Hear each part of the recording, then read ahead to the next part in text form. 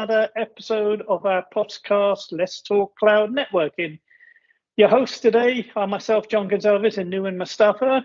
And as per usual, we invite experts from the cloud industry to candidly share their knowledge, their customer learnings, and experiences during their cloud journey.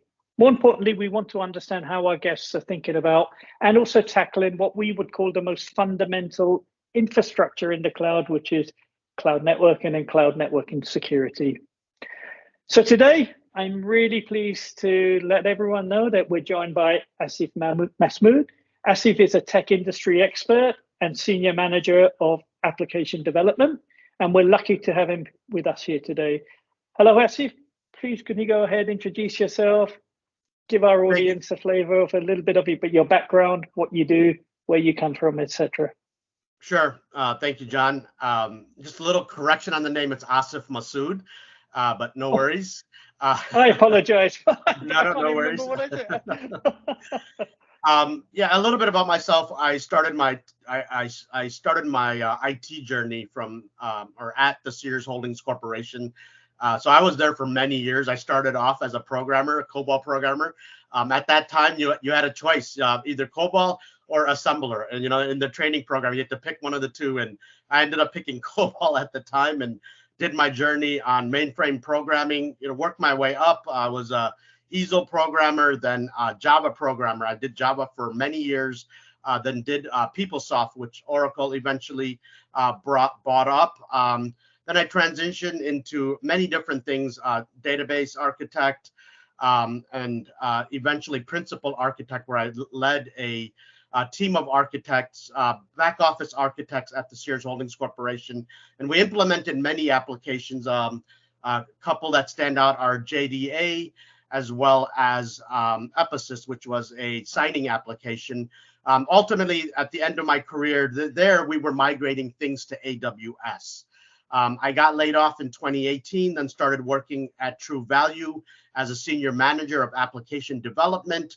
And I did three basic things there. I led the team of architects there, the architecture review board, which we met weekly, then led projects in the logistics area. And most recently, my big project was to lead a migration of on-prem infrastructure to the GCP cloud. And that's where I ran into or met the folks at Aviatrix as we were looking for a networking solution. We met with multiple partners. Cisco was one that stands out, and a couple others, looking for the easiest way to set up routing in the cloud. And they didn't really have a solution at that time. You're just talking about 18 months ago. And then we met with Cole from Aviatrix, and he talked us through. And pretty fast, we learned that this is what we wanted to do. This was going to be our solution for networking, routing within the cloud and even outside of the cloud. And so we signed a contract and have been using Aviatrix. We actually fully migrated just in February, and we've been live actually with Aviatrix. We went live last year as we were starting to migrate stuff, but fully live with everything this past March, where we had over 250 servers migrated over into GCP. Wow, that's a really exciting career you've had, Asif, from programming to app development to cloud and cloud networking. It's very varied, a lot of experience. Great to have you here with us today. Pretty fascinating, and welcome to the show here. One thing that strikes me is we actually talked to many experts. I think this is probably around 34th episode that we are doing now. But one of the things that strikes me is, you as a customer, you guys chose GCP as your primary cloud provider. And also, so maybe that one of the question is, why GCP and not AWS and Azure? What was the key reasons? It's not that GCP is bad. It's just that AWS came first, and Azure started to become more mature. GCP is also coming up really, really quickly. Same with Oracle. But what would be the reasons? Is it the cost? Is it the application needs? That's one. And second is, you mentioned about networking, right? You're looking for a simple networking solution, and you looked at many vendors, and you came up, you selected Aviatrix. But is that something that you identified as at the start of the migration process, or it's only when you went inside the cloud and you start seeing the issues, like the gaps that cloud provided, is when you start looking at the solution? Because sometimes when you are migrating applications, all you are thinking about is application refactoring, application lift and shift. You're not really thinking about, I mean, does it have the right security, right visibility, the enterprise grade simplicity, operational capabilities, right? So that's two questions for me: is, why GCP, and second is, when did you realize that you need to have a solution like Aviatrix as part Sure. of the overall migration process? Yeah, no, I'll answer the first question. And yes, it was mostly cost, right? So you're right. AWS came first. They probably still have about 75% of the market, although Azure and GCP are slowly chipping away, right? Probably because of cost, right? And for us, we initially started going down the AWS path. I think that was going to be our go forward solution, but then we quickly realized that the Windows costs were going to be too much for us. Like we weren't getting anything from migrating over to AWS. And so our vendor partner, HCL, who does our support, they suggested, because they have a relationship with GCP, because they've been an early partner with them. And so they suggested, and they worked out a deal for us to reduce the Windows licensing costs, which allowed us, just from a pure cost perspective, to move over to GCP, and with choosing GCP over AWS because of that relationship and because of that deal that was made. So that was the first question. Does that answer that question? Is there any follow up on that one? Absolutely. Yeah. Absolutely. No, good.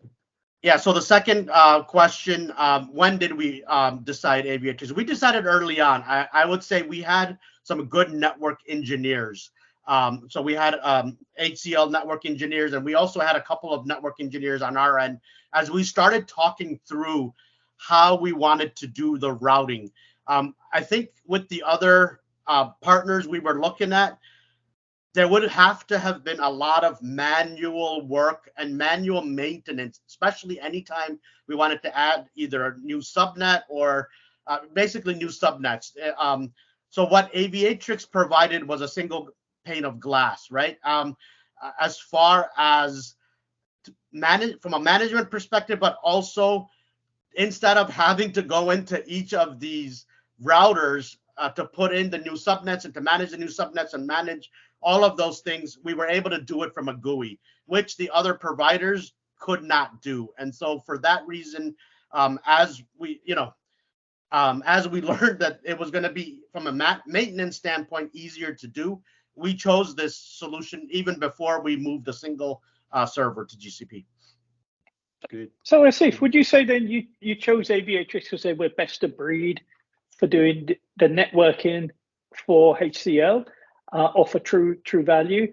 And if so, then the outcome that it delivered for you there, could you give us some insight into, if you hadn't chosen the Aviatrix solution, what do you think the outcome would have been with GCP or with AWS or with any other cloud provider in terms of networking? Yeah, so I'm not a network engineer, so I will relate to you what the kind of guys had told me and when we went into choosing this. So, we had multiple VPCs inside of GCP. We had a management VPC, and then we also had our production VPCs. We had our dev VPCs, UAT, QA, all of those things. And then I forget the central VPC. So there's a central VPC that kind of coordinates.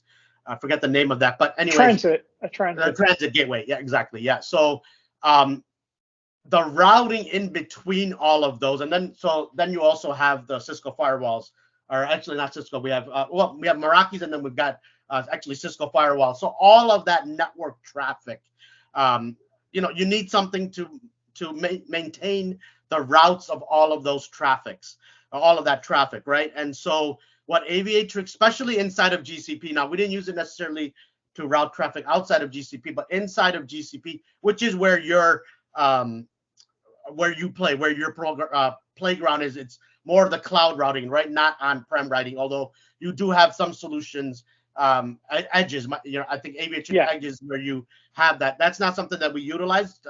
So if we have questions on that, I'll come back to that. But right now, inside of the cloud routing, and specifically routing in between the VPCs, is where you automate really well, because you create your spokes, and as you create your spokes, you create the routing for all of those. And so anytime we need to change anything in there, you go in and very easily you can change that. If we had to manually do that, what we found was that just hours of work. Anytime we needed to change something, you would have to manually go in and manually change the routing between all of those spokes. If you had any subnet changes, if you had any new VPCs, anything like that, it would have to be very manual, very cumbersome, from my understanding. Yeah. And of course, anything manual leads to risk and potential risk, outage as well. human error, all that stuff. Yeah. Yeah. I think the operational simplicity is one of the big things in the cloud, because your lowest common denominator and is your operations team. If you basically are not building a solution that can easily be managed by operations team, you will not be able to scale. Yes, some of the smart people can go and do a DIY and build things to show it works, but that's not the solution. The solution needs to be operationally simple for operations team to manage it, and then keep your SLA higher, mean time to resolution lower as lower as possible. One of the questions I do have for you, Asif, is you also mentioned that you do also have AWS, right? And this is a common trend that now we are starting to see, is AWS customers tapping into GCP, or GCP customers have an extension into AWS. This becoming a combination of two clouds. Normally, on an average, people use 2.5 clouds based on the research and based on the studies. But why AWS? Why are you using AWS? What is the use case that's driving that need? So, and we also have multiple, or True Value also has multiple clouds, right? So we do have a presence in AWS. GCP is our big presence now. We still have an IBM mainframe, right? So which is in the IBM cloud now. And then we have Oracle ERP, right? So we do have to manage traffic in between all of those pieces. To your question, why we still have AWS? So we still have a couple of applications in AWS. The challenge there is they were written with AWS specific pieces, right? So it's not easy to migrate. It's not cost effective to migrate, because anytime, so we can't do it, right? It would be you can't just lift and shift it like we did with on-prem, because we picked a lot of AWS specific pieces. So you would have to rewrite that code. The challenge then becomes, from a business standpoint, to do a like for like, where the business is not getting anything. They're not going to want to pay for something like that, right? So for that reason, we still have a couple applications still sitting in AWS. I see. And a lot of times what I see is GCP, they stand out normally on the analytics part, right? The BigQuery solutions, the Vertex AI, they're just better, right? So they're just better. A lot of our customers, they leverage their AI and machine learning capabilities to drive more customers towards them, right? So it's not about cost at that point. It's more about, am I going to have an edge over my competition? If I'm not using the best AI solution, then it's not just about cost anymore. But from your perspective, do you have any AI capabilities? I'm sure that you're using it for basic infrastructure and IaaS and PaaS services. But from AI perspective, do you have certain use cases in GCP too? Nothing live at this point. Without saying, there's stuff in the works, right? So what I will say, without giving away any trade secrets in that sense, it's kind of our first pass was to get stuff moved over, right? So kind of what we're looking at now is any new development gets done in GCP, and then the other part of that is how can we leverage and use kind of what you said, GCP's strong suits, right? And everybody knows AI. I mean, it's just in the last 2 weeks, there's been so much conversation about artificial intelligence, right? So those things are coming for our True Value as well, right? So it's great. Asif, I've got a question. Take you back to your app development days. Are you seeing any sort of applications being written or being considered now for multi-cloud deployment?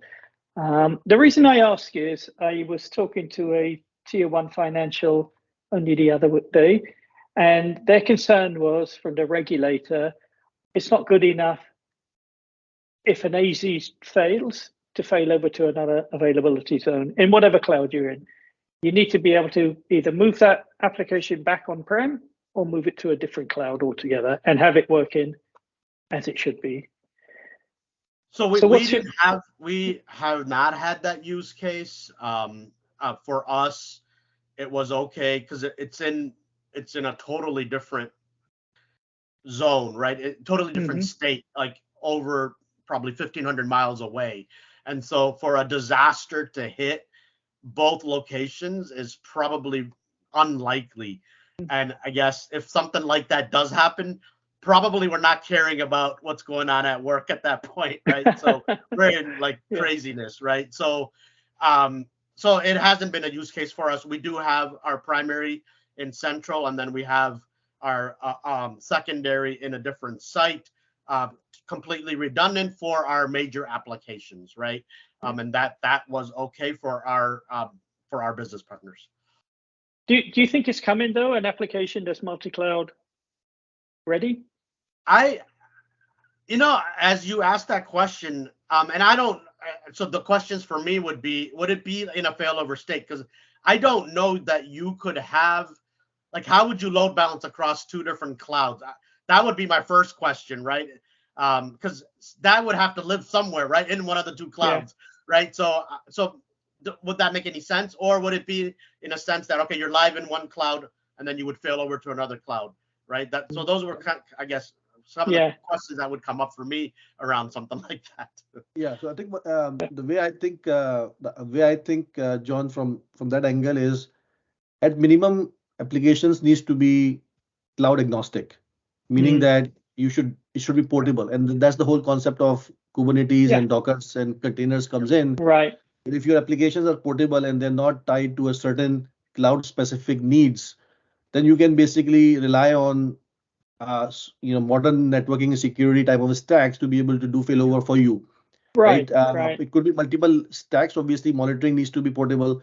Networking and security needs to be portable. And one good example, which I think is a good segue, is around security, right? Security. Yeah. If you start to do a fractured security where AWS has their own security model, Google has their own security model, Azure has their own security model, on-prem branches have their own security model, then there is no way you can actually meet those requirements that you're talking about, because now you're saying, okay, my AWS goes down, I need to move it to Azure. Okay, your applications might be portable, but what about your security posture? What about your operations team? Do you have a single dashboard that can configure the policy and then convert your intent into something that makes sense for Azure and GCP and Oracle, and abstract all that complexity away? So in a way, Aviatrix, as you were saying, that single pane of glass that you were mentioning, that we're doing the ease of management of routing and controls, it's now also doing security in the exact same way, where you define your policy and we basically translate that into what it means to AWS or Azure or GCP, or when you move your portable application from one AZ to other AZ, or from one cloud to other cloud, you don't have to redo your security. We will translate that, what it means, to your other cloud, for example, and then make it appear the exact same way. So very consistent way of security, which again simplifies thing. And simplicity is the best efficiency in the cloud world, where I think a lot of times people try to overcomplicate things. And if you try to do it in a fractured way, it will overcomplicate things for your cloud. And then the way it shows normally up is your speed of migration, speed of agility. You're not going to achieve what your CIOs, CTOs, or heads are trying to achieve with the cloud migrations. You will not be able to achieve it. Will I'm sure that, Asif, you have seen that if you introduce complexity anywhere, it eventually results into something that's not able to meet the deadlines from a CIO office, from a CTO project that you want to do. One way or the other, it will show in terms of lack of agility, which will hurt the business in general. So any statement or comment on that? No, that's true. I mean, I think going back to what you were saying earlier, multiple clouds, that's the challenge. If you make things agnostic, cloud agnostic, and like you said, you could probably do that for the application. It's harder to do for the infrastructure.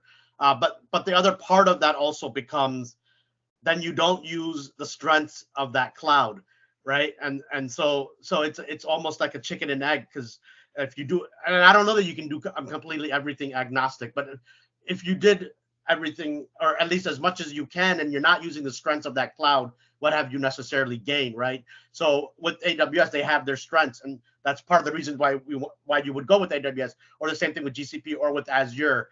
But then you can't be cloud agnostic. So that's still a conversation, right? Any company would need to have and work through, and what is their priority, right? And then based on that, they'll make that decision and go down that path.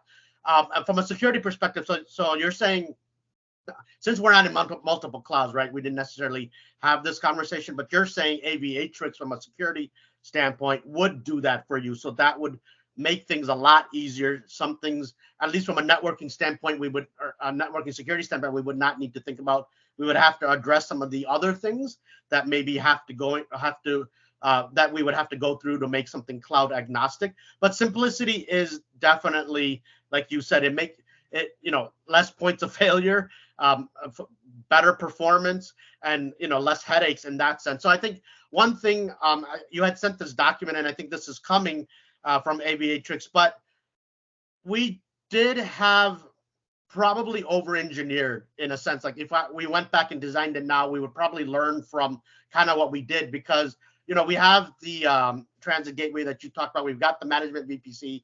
We've got our other subnets. Then we've got our Cisco setup, right? And a lot of our traffic is hitting that Cisco firewall device to be inspected, right? Do we need to do it that way, I guess, is my question. If we had to redesign it, would we do it the same way? Can we come up with a simpler solution? Is definitely something I would ask now, having lived through that, right? So yeah, so wait for our announcement at the end of this week. We are introducing a new security capability into our software platform, which will be distributed in nature, distributed cloud firewall, L7 enabled, and it will just completely change the way we do things security wise in the cloud itself. It will make things much better. And I mean, normally there's no wrong things from architecture perspective so far in the cloud, because everybody sort of try to do things as they're learning, right? But at the same time, you have now better ways of doing things. You can optimize it. You can learn from your previous designs and architectures, what worked well, what did not work well, and how can you further optimize? How can you reduce cost? Because cost is also another big thing, that you can have the most wonderful capability, but it can be the most costly as well, right? And it can completely derail the initial objectives of why you actually wanted to go into the cloud in the first place, right? So keeping an eye on the cost, as well as making sure that you have the best optimal architecture with simplicity, visibility, and security all embedded into the network, is something that we are going to announce soon from a security angle. Okay, perfect. How about if we could give you lower costs and better security, Asif? Would you bite our hand off? Best of both worlds, right? So yeah. and that's going to be the announcement, and it's proven. It's not just sound bites. We prove it, and we live it every day. So Asif, one more thing I wanted to find out, that partners, right? Partners, they play a incredible role in terms of helping enterprises migrate from their on-prem towards the cloud. They have the skills that you can augment, right, to help you with the migration. What has been your experience working with various type of partners, right? One of the things that me and John these days are focusing on is working with partners, SIs, MSPs, big SIs, technology integration, CSP alliances themselves. But what has been your experience, and what would be your advice to other customers who are looking to tap into a partner to help with the migration or to manage the environment? What are key things that you have learned, and what would be your recommendation? Sure. So, I mean, obviously the partner that we work with was HCL. I mean, there were multiple companies that bid on that migration piece, right? And ultimately HCL won out. I think the plus of that was they also were part of our support organization, right? So having that relationship made it a lot easier. Like, so if someone else came in not to say that they wouldn't have been able to partner with HCL support, but since they're the same company, it made that communication, that partnership, a lot more seamless and a lot easier and probably a lot cheaper. And so I think if a company could do that, it makes things a lot easier. So that's the one that I know, right? So I can basically speak to that. I think, we did it in stages, so that was definitely how it needed to happen. I think where maybe we didn't expect, some learns that we got was that we thought we would be able to do a migration a week. That was a little silly to from a planning perspective, to be able to do, because there's always fallout, the following week, and there's always, it's just to be expected, right? So from a planning perspective, don't do things so tight. That was definitely one thing. And then another challenge that came up, because on-prem, we did not have to, from a firewall perspective, know every single port that needed to be opened up, right? We had, because it was all internal communication, right? If we had to go out, then obviously those had to be put in through our firewall. But inside of GCP, from server to server communication, you have to be very specific on the ports. And so we ran into some challenges there in figuring out all the ports that needed to be opened up between all the different servers, all the different databases, all the different applications. And so that proved to be a challenge. Even though we had an application that we used early on to trace traffic, it was about 80% accurate. And so there was a lot of things afterwards from a debugging standpoint, once we got applications up, that they were being blocked for one reason or another, and we had to just troubleshoot through that. So that was a big learn. So what do you do in the end? Open up to a wide range of ports, and then after a period of time, narrow it down again when you see the traffic flow? Yeah, because security definitely did not like us. They don't like stuff, that, right? no, and I don't blame them, especially in the cloud. Yep. I guess, Asif, this has been great. Well, if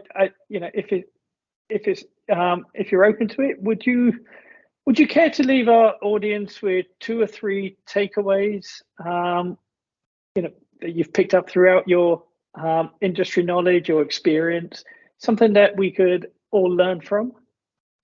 Yeah, as I mentioned, John, yeah, how sorry, about this? So Asif, how about two key takeaways and one, advice? So let's say basically, with all the experience that you have, right? So because I think what I feel is a lot of people who are listening can resonate with your experience. They started from on-prem days, they went to a data center world, they made the cloud journey. Not everybody is lucky to be able to do this cloud, migration experience, right? To graduate from on-prem to cloud and being able to have that experience of migrating things in the cloud and running it successfully.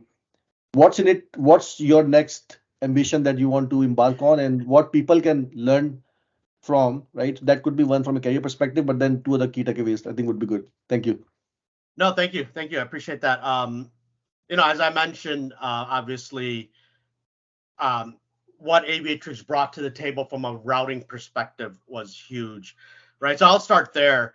I think the other piece that I really appreciated about Aviatrix was the relationship building, and relationships are really important to me. It's something that I look at anywhere I work, any project that I do. The work's going to get done. So one way or another, the work gets done, but it's the relationships and the people that you meet and that you work with that are really important. And what I would say about Aviatrix is that you guys were with us every step of the way, right? You might not be the biggest player in the market, but you are keen on relationships. Anytime we needed anything, you were fast to jump on calls with us.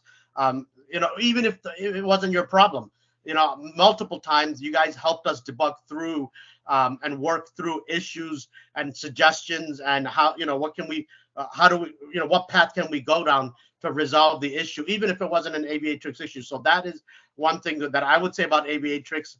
I'm assuming you do that with every company, like we were anything unique, right? In that sense, that you guys, step up to the table and work with your partner, your relationships, and success and make it a success one way or the other.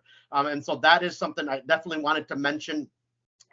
As far as what's next, I don't know from my perspective, right? Because I have done all of these things. I'm looking. So I don't think I mentioned, but I got laid off a couple of weeks ago. They were downsizing. Great. I finished this project and I left. On a high, right? We migrated all of these servers. We closed down a data center, and that was the end of my journey here. So for me, I'm looking for that next thing that's going to inspire me. That's going to, because what's important to me is relationships. It is a company that's not necessarily cutting edge, but that's doing something, but also doing something, giving back. I guess that's the other thing that's important to me. Especially in this world, that is a challenge, right? So I guess, we didn't really talk about this, but what happened with George Floyd a couple of years ago and where the country is heading, that is something that True Value did well. We had a great diversity, equity, and inclusion group. And we talked about what happened in the world because it affects all of us as employees, right? And so my next company is going to be a company that is doing something either to help the community or either officially or, that's something that they believe in, right? So that's important to me. And the last piece that I'll leave with is the relationship building. We did these projects, it was an 18-month project, and we were doing migrations probably, if not every weekend, every other weekend. How do we take care of our people? How did we make sure that they were doing well on these calls? And early on, I was making sure our teams took breaks because we were on calls for 12 hours, sometimes to 36 hours, right? So how do we have rotations? How do we make sure we're taking care of our people? Maybe even sometimes, how do we have meditation sessions for 10, 15 minutes while these things are going on, right? So that, I think, is very important for me. You don't want to have burnout, especially when you have long projects. So how do we make sure we take care of our people, on projects like this, I think is important. And I think that's a great way to, end this session. That's Awesome. Fantastic. It's awesome. And it's great to hear from people like you about Aviatrix, rather than hearing from an Aviatrix employee. So thank you so much for your time. My pleasure. And you're sharing your knowledge and experience with us. I'll pause the recording.